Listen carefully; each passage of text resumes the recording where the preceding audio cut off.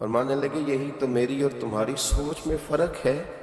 کسی انسان کی اوقات نہیں کہ وہ 4 گنا سے زیادہ دے سکے، لیکن میرے رب کا وعدہ ہے کہ تم میرے رستے میں 1 دو گے تو میں تمہیں 70 بھی دوں گا، میں تمہیں 700 بھی دوں گا.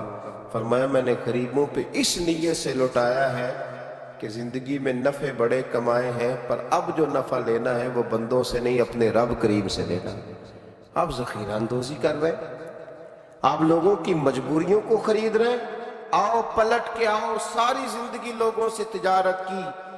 جب لوگ مجبور ہوں، تکلیف میں ہوں، تو پھر ایک دفعہ اپنے رب سے بھی تجارت کر کے دیکھو، اپنے مالک سے بھی تجارت کر کے دیکھو.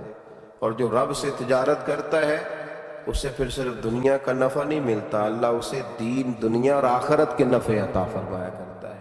اللہ سمجھنے کی توفیق عطا فرمائے.